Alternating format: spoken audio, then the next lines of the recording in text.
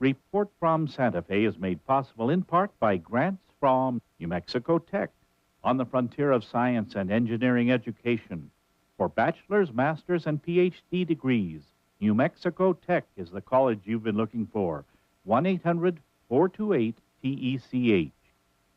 I'm Lorene Mills. Welcome to Report from Santa Fe. Our guest today is Tom Rutherford, and we were deciding what to put under your name. So, state senator, former state senator, former Bernalillo County commissioner, balloon impresario, and lobbyist, and all those things. So you tell us who you are. We're glad to have you. Linton Mallory tells a cute story about after he left the county commission and had been in the legislature. He said a woman walked up to him one day and said, "Didn't you used to be somebody?" Oh. So that's my new role in life. I used to be somebody. You know, I'm proud of having been a public servant. I'm proud to be a politician. I'm proud to be a lobbyist. I loved my career as a balloonist. I don't do so much of that anymore, but I'm really proud of the people who do it and have made the Balloon Fiesta such a great success. And I'm proud to be a friend of yours. Well, so I'm glad to be here today. And it's good to have you back. You've been on the show over the years, many years, and it's wonderful to have you here. Well, people probably don't know how you started in the legislature, and we're going to start a little bit. We have a clip from a film that was made by Paul Evans and the Albuquerque Motion Picture Company. It was designed as a tribute to kind of sum up your career when you retired from the Bernalillo County Commission. But let's just take a minute to look at this piece of tape about how you looked when you started as the youngest state senator on the planet, and a little bit about what Governor King, former Governor King, had to say about you. Let's just take a moment and look at it. Of course, I've known Tommy Rutherford ever since he was 12, 13 years old. You see, his dad, Jim Rutherford, was a representative in Bernalillo County in the years that I was Speaker of the House back in the early 60s. Tom Rutherford's career in politics started when his dad, Jim, asked the then Speaker of the House, Bruce King, if his young son could be a page at the Capitol. I think we paid them all $5 a day, and they were supposed to do the things that pages do. But Tommy was always so interested in what was going on.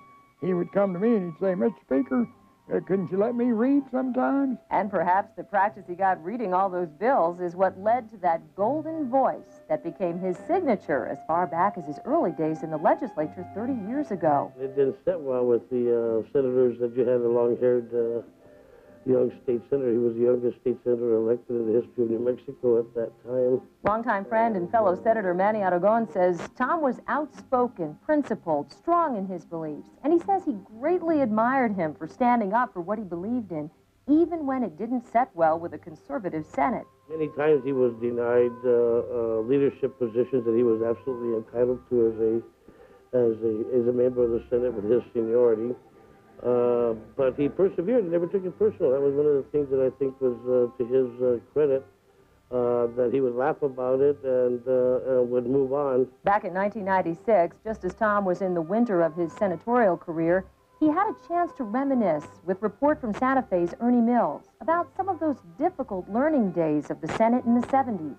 There was a tie, and they had co-whips, and the group that I probably should have supported was so angry with me.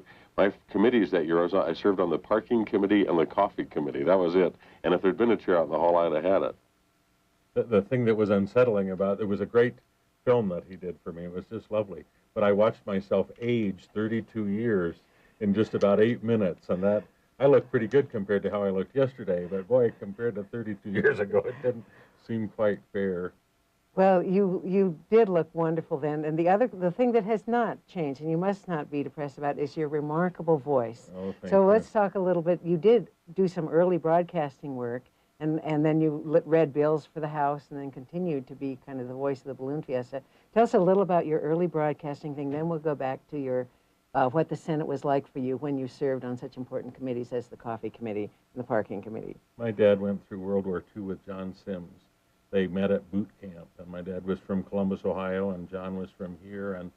And after the war, John Sims came home and became Speaker of the House, and in the early 50s called my dad and said, I need you to come to New Mexico and run my campaign for governor. So we moved to New Mexico in 1954 to get into politics. And I can remember as a young, I was 7 then, in parades through the South Valley, throwing out loaves of Meade's fine bread and bags of Burroughs peanuts.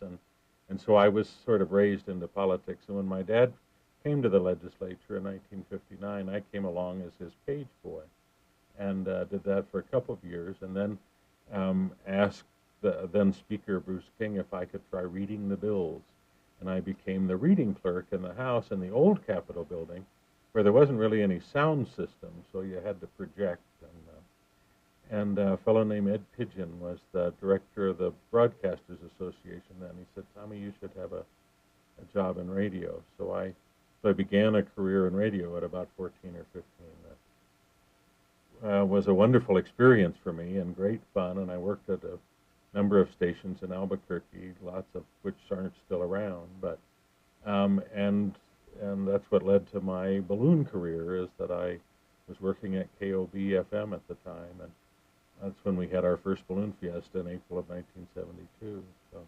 Tell us a little more. Let's go to ballooning for a minute. How did the balloon fiesta actually start?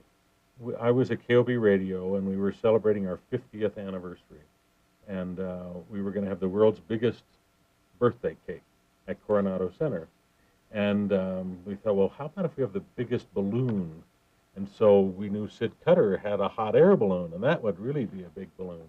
So we called him, and he said, why don't we have a balloon race? Because my brother's got a balloon, and my friends do. And we said, we won't, unless we can have the world's biggest balloon race, we wouldn't do it. So he says, well, I think we could do that. And we found out that if we had 19 balloons, we'd have the biggest.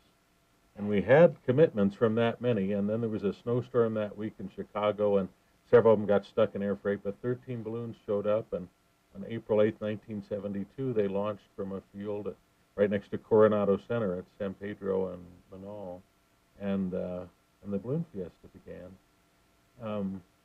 Linda Rutherford went to school with Penny Marshall at UNM, and Penny and Rob Reiner were dating at the time, and he had just started All in the Family as Meathead, and our across-the-street neighbor was doing some promotions with sale of land with Slim Pickens. So on that morning, we had Bruce King, Slim Pickens, and Rob Reiner all up on the stage at Coronado Shopping Center with about 30,000 people there. And it was quite an auspicious beginning to what, of course, has become an internationally famous event and a beloved activity of most Albuquerqueans. So we have some clips from your early balloon days where you were known as Captain Tom Rutherford. And so let's take a moment and look at this. This is Governor King talking about when he first went down to join you to promote this little balloon fiesta. Yeah. And then going through that wonderful ad that you did for Valley Gold. And then we speak on this tape with Sid Cutter about you as a balloonist in your career. Let's just take a moment and look at that.